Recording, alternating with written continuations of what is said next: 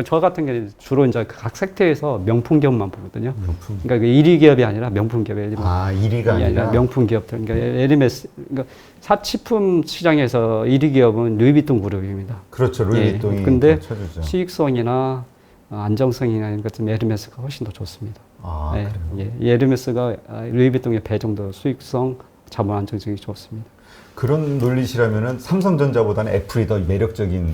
개인적으로 삼성전자도 계속 갖고 있고요. 삼성전자 갖고 있는데 그러니까 자본 배분할 때 애플에 조금 더 하고 삼성전자 비중을 좀. 근데 예. 왜 1등 기업? 1등이라는 건 이제 매출. 1등 기업이 몇프 기업은 아닙니다. 예를 들면 그 한국 투자하시는 분들이 권하시는 분들 중에 중국이 1등이면 세계 1등 기업이니까 네. 중국 기업 투자해야 된다고 하는데 중국의 1등 기업 중에서 점유율은 1등일지는 모르지만은 주가나 주주 환원, 주주들한테 이익을 환원한다든지 발언 이런 측면에서는 1등이 아닌 기업들이 많아요. 예를 들면은 몇 년 전에 많은 분들이 그 중국의 일대일로에 투자라, 뭐 신에너지에 투자라 그런 대표적인 기업 중에 하나가 중국 고속철도 만드는 기업, 중국 중철이라는 기업이 있어요. 네.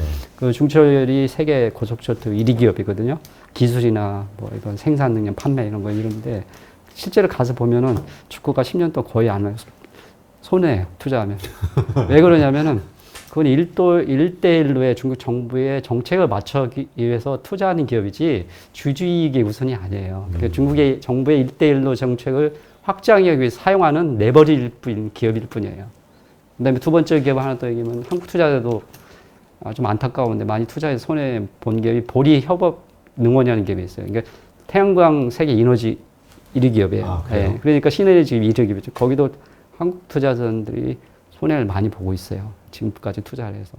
근데 거기도 똑같습니다. 그러니까 그런 1위 기업들이 많이 있는데 1위 기업이 꼭 명품 기업은 아니고 1위 기업 중에서도 수익성이나 재무 안정성이나 그다음에 그 이익의 질, 신뢰성이 검증된 기업에 한정해서 하셔야 돼요. 네. 제가 잘 이해가 안 가는 네. 부분이 좀 있는데, 네. 이거 1등 기업보다 네. 명품 기업을 네. 이제 선택해야 된다라는 어떤 투자 철학을 가지고 계시는 건데, 네. 이 명품 기업의 어떤 그 특징에는 어떤 걸로 우리가 그러니까 브랜드가 명품, 그 참 기준이 애매해요. 어떤 네. 기업을 우리가 명품 기업이라고 해야 될지, 그리고 네. 왜 그런 기업에 1등 기업보다 투자를 해야 되는지. 네, 명품 기업들이 갖고 있는 특성은 예를 들면 LMS 같은 경우도 제가 지금 5년째 계속 지켜보고 있는데 못 사고 이번에 위기가 있을 때도 퍼가 45까지 떨어졌는데 지금 75가 다시 올라갔어요. 그러니까 오히려 기준으로는 상당히 높네요. 예, 저는 한 이제 수익성이 ROE가 30% 약간 평균 노멀라이즈된 ROE, 그러니까 평균적으로 기대할 수 있는 ROE가 한 30% 되거든요. 그래서 퍼가 한 40 정도 되면은 살 수가 있는데 안 떨어지고 계속 올랐는데 명품 기업의 특성이 뭐냐면은 관리가 제대로 이루어진다는 거예요. 에르메스를 한번 보실까요? 에르메스는 제가 좀 표를 에르메스의 주가고 그린이 주가고 블루가 단기 순이익이고 홍색이 영업 현금 흐름이거든요. 네. 그러니까 보시면 보실 게 뭐냐면 이익하고 현금하고 주가하고 거의 일치하잖아요. 네. 이게 관리가 되는 기업들이 그런 특성을 갖고 있거든요. 아, 그러니까 예. 그 명품이라는 의미가 예. 그냥 우리 일반 대중들이 저 브랜드는 명품 브랜드야 이게 아니라 예. 말씀하신 대로 이런 세 가지 이런 것들을 기업 차원에서 예. 경영진들이 잘 관리하는 하는 기업을 예. 명품 기업이라고 보시는 예. 거군요. 예를 들면 삼성전자도 보시면은요. 네. 삼성전자도 CF가 그런 얘기를 하시는데 관리를 합니다. 삼성전자도 보시면 삼성전자도 이렇게 보시면 관리를 거의 일치를 하시죠. 보면요. 그러네요. 예. 이렇게 일치를 합니다. 근데 다시 도시바를 보십시오. 아. 도시바가 2015년에 분식 있었잖아요. 그걸 약간 조정한 건데도 그렇고 전혀 예측이 안 되잖아요. 그러니까 이런 기업들은 분식이 딱 눈에 있는 거거든요. 이런 기업들은 예. 분식이 있다. 네, 있습니다. 아니, 분식, 주가 그래프를 보면서도 분식에 분식 대한 주가 그래프가 아니고 이거는 보시면은 그러니까 예. 이 어떤 주가에 대한 그래프를 보면서 예. 이 어떤 현금 흐름이라든가 이익하고 이걸 같이 매치 보면서 예. 분식이 있을 가능성이 있구나 없구나도 이렇게 판단할 수가 있는 거군요. 예, 있습니다. 예. 예를 들면 보시면은 이게 중국에 이게 복선제약이라는데 한국 투자자도 여기 또 많이 투자하고 계세요. 네. 보시면은 이게 주가 그린이고 보시죠. 잉여 현금이 제일 밑에 있잖아요. 네. 여기 같은 경우는 좀 분식도 고급으로 하는 기업이거든요. 아. 그러니까 제가 조심스럽긴 한데 분식을 약간 분식도 수준이 있습니다. 이게 미국 기업들도 엔론이나 이런 기업은 상당히 고급 분식을 했어요. 그러니까 우리가 분식이라고 하면 모든 게 다 탈법이라고 생각하는데 그게 아닌 것도 있잖아요. 경계에 서여 있는 것도 예. 많고 경계를 좀 넘어가는 거. 옐론은 나중에는 처음에는 그렇지 않은데 나중에 경계를 넘어갔죠. 근데 옐론의 가장 핵심은 뭐냐면은 사람들이 이제 이익하고 현금 흐름을 특히 현금 흐름을 분식하기 굉장히 힘들거든요. 근데 현금 흐름도 마사지를 할 수가 있어요. 그러니까 옐론은 현금 흐름까지 마사지를 했어요. 네. 근데 여기 같은 경우는 이제 그 현금까지 마사지를 한 경우는 대부분은 영업 현금하고 이익하고 보면은 이 기업이 이 분식을 하는지 아닌지 알 수 있어요. 근데 여기는 영업 현금하고 단기 순이익가 거의 매칭이 되잖아요. 근데 네. 잉여 현금이 거의 없잖아요. 네. 이거 여기는 뭐 어떤 식으로 이 회사가 부정을 하는 거냐면은 투자 현금으로 투자하는 것처럼 보이지만 사실은 투자하지 않고 돈을 빼는 거거든요. 잉여 현금이 가장 명확하게 보면 주가와 매치하는 게 잉여 현금이거든요. 그러니까 예. 말씀은 주가와 함께 잉여 현금 흐름이 같은 방향으로 가야 비슷하게 됩니다. 움직여야 되는데 네. 현금 흐름이 같이 안 움직이고 아래쪽으로 가고 있다는 거는 돈이 어디 영업 현금하고 영업 현금 잉여 현금 사이 그 차이가 갭이 크면 투자죠. 투자인데 투자를 명목으로 해서 돈을 빼가는 겁니다. 네. 그래서 가장 거기까지 예를 들면 샤오미고 샤오미 같은 경우에도 보시면은 초창기 이제 몇 년 안 됐지만은 주가는 좀 내려갔네요. 네. 아직은 뭐 좀 보기에는 저 자료가 충분하지 않아요. 네, 아직은 충분하지 않지만 초창기부터 이게 그 떡잎을 보시면은 보여요. 떡잎부터 이렇게 보이면 이런 기업은 안 하는 게 좋습니다. 지금 어떤가요? 떡잎이 떡잎이 안 좋잖아요. 안 좋은 건가요? 네, 일단 현금흐름과 현금하고 잉여 현금흐름 여기 차이가 없는데? 저기 이익하고 따로는 중요한 거는 이익하고 단기 순이 예, 단기 순이익하고 현금으로하고 매칭이 되는 게 그게 핵심입니다. 예. 그러니까 이 사람들이 이익은 분식을 하지만 현금으로는 분식하기 상당히 좀 어렵잖아요. 그래서 이익을 대부분 이익을 보시잖아요. 네. 예, 사실 근데 투자의 본질이나 사회 본질은 뭡니까? 지금 현금을 투자해서 미래에 더 많은 현금을 얻는 거잖아요. 이익을 얻는 게 아니라요. 그렇죠. 예. 그러니까 똑같거든요. 메르메스를 딱 비교하시고 이런 식으로. 그다음에 삼성전자 보십시오. 거의 비슷하잖아요. 주가 단기 순이익과 영업 현금 흐름. 거의 매치하잖아요. 네. 그러니까 이 차이 그다음에 요 차이 그 단기 순이익하고 영업원금 그 차이는 그 투자입니다. 감가상각비. 그 차이입니다. 그게 이제 그래프가 갭이 적정하게 항상 일정하게 유지가 되는데 아까는 폭이 막 들쑥날쑥하는 게 첫 이제 이상한 번째로는 것이다. 첫 번째로는 그 확률이 분식할 확률이 높고 두 번째로는 분식을 안 했다면은 기업이 전혀 관리 개념이 없는 거죠.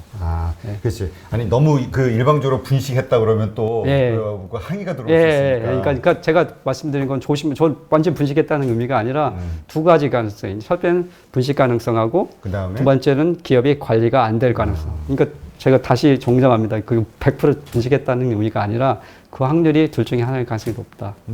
그렇죠. 예를 삼성전자 같은 경우 이렇게 이제 이익하고 현금 흐름을 관리를 합니다. 예를 들면 멀티내셔널 기업 같은 경우는 연차 보고서에 삼성전자도 비슷한데 그런 걸 관리하겠다. 이익하고 현금 흐름을 뭐 1년이나 2년 단위로 관리하겠다. 이런 식으로 하죠. 이게 기본입니다. 투자에서. 근데 그 관리한다 했을 때 그 관리하는 기법이 뭔가요? 관리란 개념 먼저 아실 필요가 있는데, 관리란 개념은 대표님은 뭐라고 생각하십니까? 관리가 뭐라고? 글쎄요, 아까 그 우리 미국 기업들이 잘 하듯이 현금이 좀 있거나 이러면 자사주 매입을 해가지고 뭐 소각을 해준다든가 뭐 그런 거 아닌가요? 관리를 개념은 이제 회계 재무적으로 정의를 하신 분이 피터 드러커라는 분이거든요. 근데 피터 드러커가 맥켄지를 컨설팅한 분이에요. 그러니까 우리나라 대기업들은 대개 맥켄지 컨설팅을 받습니다. 글로벌 기업들이. 근데 맥켄지 컨설팅의 핵심 개념 중에 하나가 관리라는 개념이 있어요. 관리라는 개념이 뭐냐면은 어떤 핵심 키 성과 지표, 경영이나 재무의 핵심 지표가 실제 경영하고 연결되는 걸 보는 건데 핵심 요소가 의도성, 그다음에 체계성, 지속성입니다. 예를 들면 우리가 뭐 몸 관리를 한다고 하면은 뭐 지속적으로 뭐 비만 관리를 한다고 하면 뭐 의사의 전문가를 들어서 지속적으로, 의도적으로 지속적으로 하잖아요. 이런 삼성전자나 LMS나 애플이나 이런 말 그대로 명품 기업들, 뭐 1위 중에서 명품 기업들은 그런 거를 관리를 하죠. 의도적으로, 지속적으로, 체계적으로. 그러니까 이렇게 의도적으로, 지속적으로, 체계적으로 관리하는 기업이 글로벌 상장 기업들, 제가 필터링해 보면 0.1%가 안 돼. 2만 개 중에서 200개, 20개 이제 보시면 의도적으로. 그러니까 생각할 때 우리 사람들도 예를 들면 뭐 살 빼기 관리 잘 안 되잖아요. 혈압 관리 잘 안 되고 네. 대부분 사람이 계속 혈압약 먹고 막 먹지도 않고 막 그러고 아파서 돌아가시잖아요.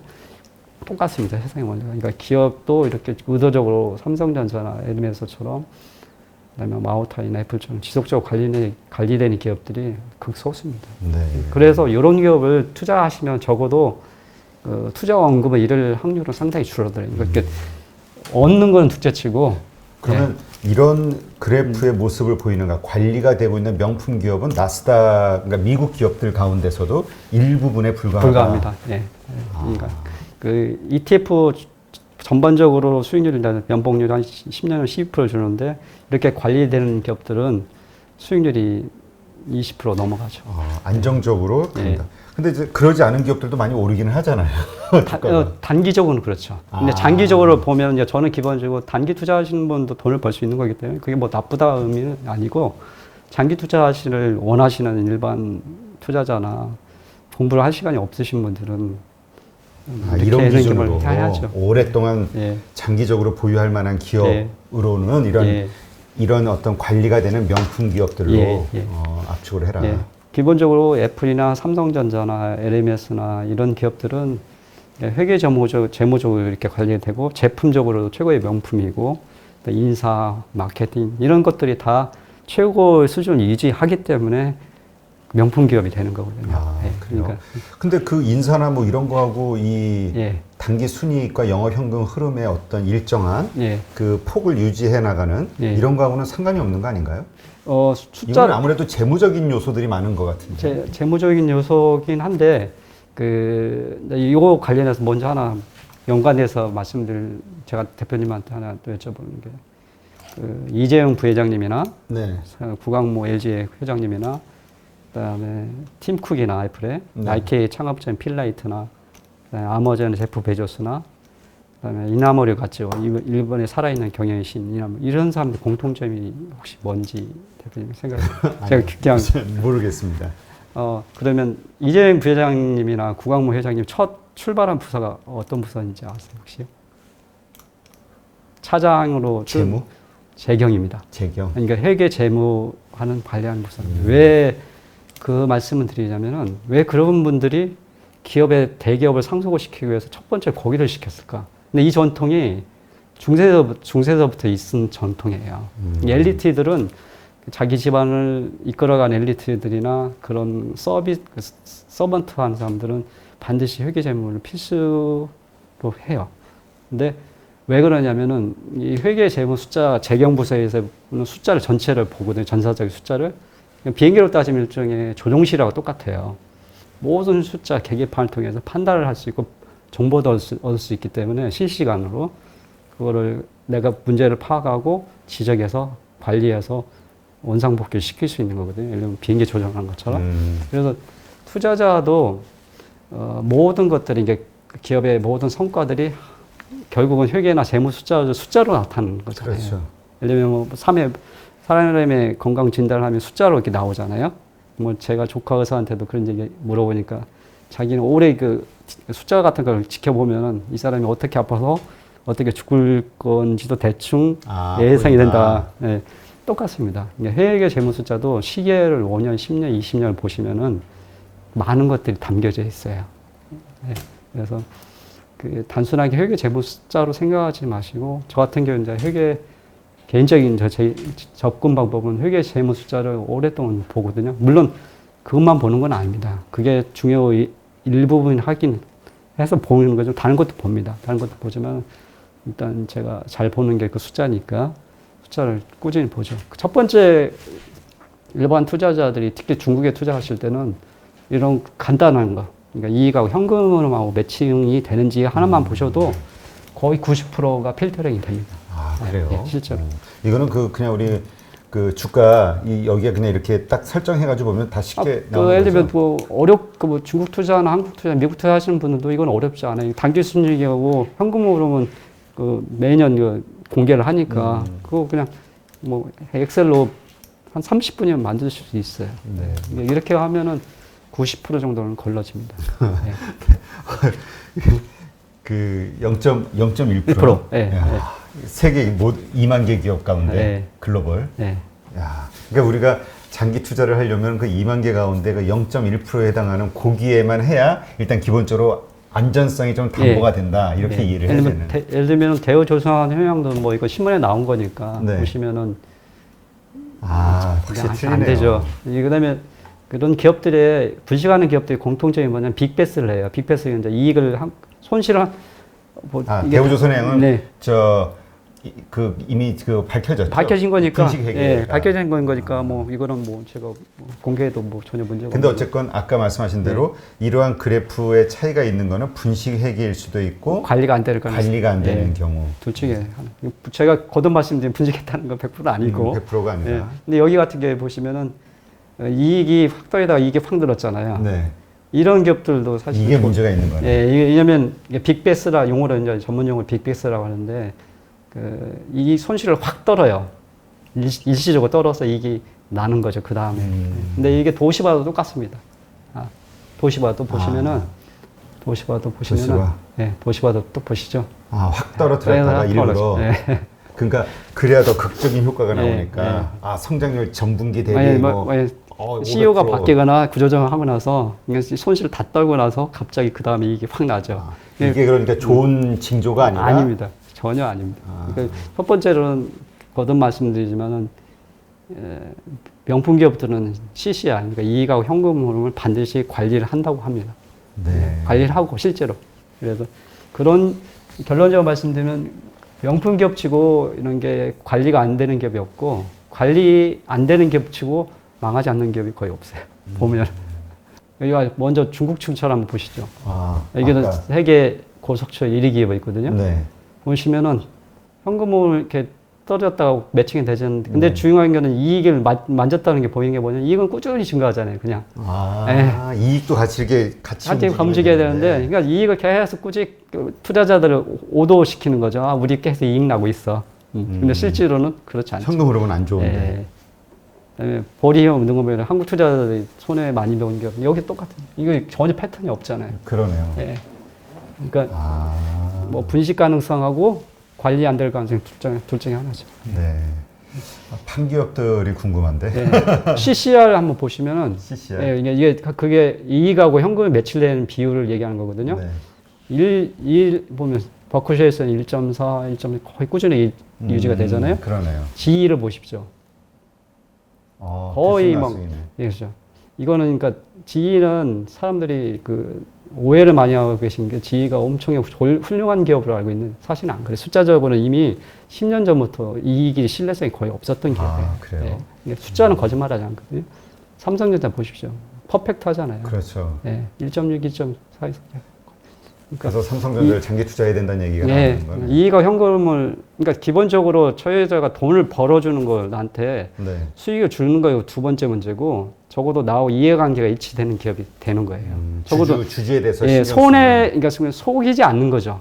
속이지 않기 때문에 적어도 삼성전자가 손해 보면 나도 손해 보고, 삼성전자 이익 보면 나도 이익 보고 그런 거죠. 근데 중요한 건 GE나 뭐 이런 중국 많은 기업들 같은 경우는 손해 볼 때는 손해 보고 이익 볼 때도 내가 돈을 못 벌고 그렇게 하면 항서제약하고 복성제약은 어떻게 이해를 해야 돼요? 밑에?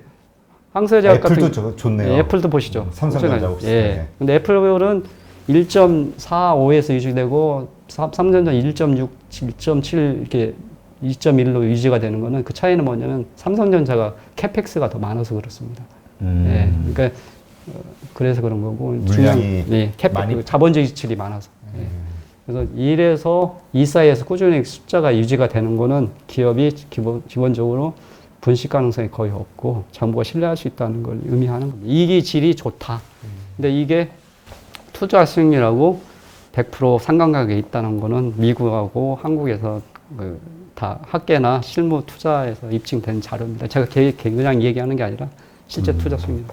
그러면 지금 말씀하신 이러한 기준으로 이익률과 현금 흐름 이런 것들을 그 차트를 돌리면서 우리가 필터링을 하면은 중국 기업 거기서 걸러지는 기업에게 투자하는 게 맞다 이 얘기를 하시는 건가요? 아, 그러면 이렇게 위험한데 중국에 꼭 투자를 해야 되나요? 저는 중국에 투자해야 되는 이유.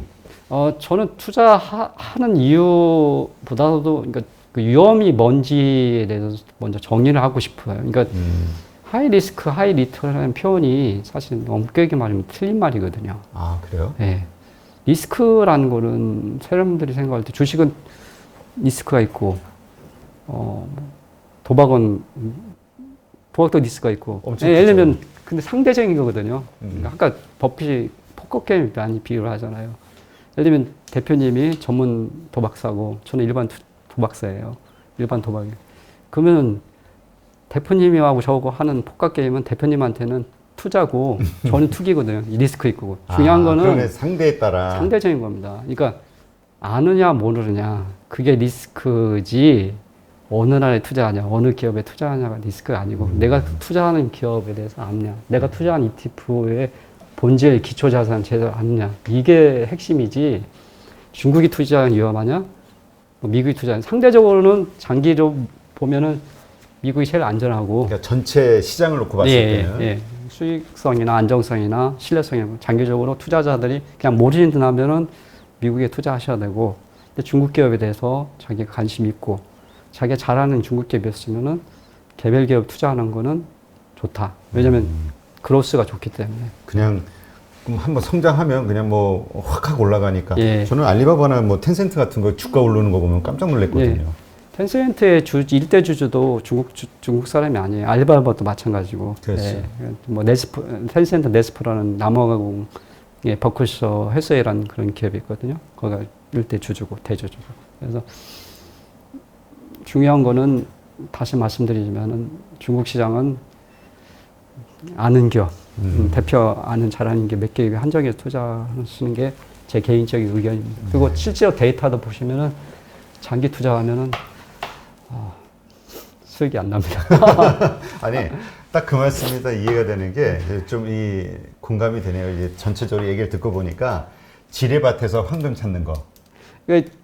저기 대표적인 또 저희 나라 펀드 있잖아요. 이렇게 펀드 하나 있잖아요. 인사이트 펀드. 아, 옛날에 글로벌 펀드 막. 그게 줄 서서 저도 기억나거든요. 줄 서서. 엄청났었죠, 그게. 그 당시 4조가 몰렸어요. 그 당시 10몇 년 전에. 그거 지금도 손실해요. 원금 그 기업에 가면은. 그러니까 그 당시에 지금은 그 펀드가 중국 기업이 많이 안 남겨져 있어요. 그래서 이익이 나기 시작했는데 예전에는 거의 중국에 올인했었죠. 그래서 그 당시 모집할 때 신문기사 이렇게 보시면은 중국이 15% 12% 성장하니까 담으면은 같이 간다. 그러니까 지금 제가 보니까 그 반복이 일부 되는 부분이 있어요. 그러니까 중국의 반도체나 뭐 5G 하니까 거기 투자하면은 다 돈 버는 것처럼 막 사람들이 오해하시는데 절대 그렇지 않습니다. 그렇게 우리의 그러니까 가지고 있는 기대만큼 쭉 간다면 벌 수 있는데 변수로 작용하는 게 일단 회계에 대한 어떤 불확실성하고 아까 유상증자라든가 어떤 하여튼 뭐 유통 물량들이 확 늘어나는 이런저런 것들 때문에 다시 꼬꾸라지고 하는. 중국에서는 그러니까 돈 버는 기업이 반도체 같은 경우도 아까 말씀드렸는데 1,400개에서 한 10개 정도 된다고 했잖아요. 그러니까 나머지 기업들은 펀드에 예를 들면 홍콩에 그런 펀드가 많이 있거든요. 장기 수익률을 딱 보십시오. 단기적으로는 막 올라요. 근데 장기 시계열로 보시면은 담겨져 있는 기업들이 ETF가 보통 50개, 100개, 200개, 막 300개 담겨 있거든요. 그러면은 미국과 딱 비교되죠. 미국 평균적으로 다 좋은 기업들인데 여기는 한 몇 개만 좋고 나머지는 이게 수익률이 장기적으로 좋을 수가 없죠. 네. 아니 대표님하고 말씀을 나누다 보니까 대표님의 직업이 극한 직업 같아. 지뢰밭에서 황금 찾는 거잖아요.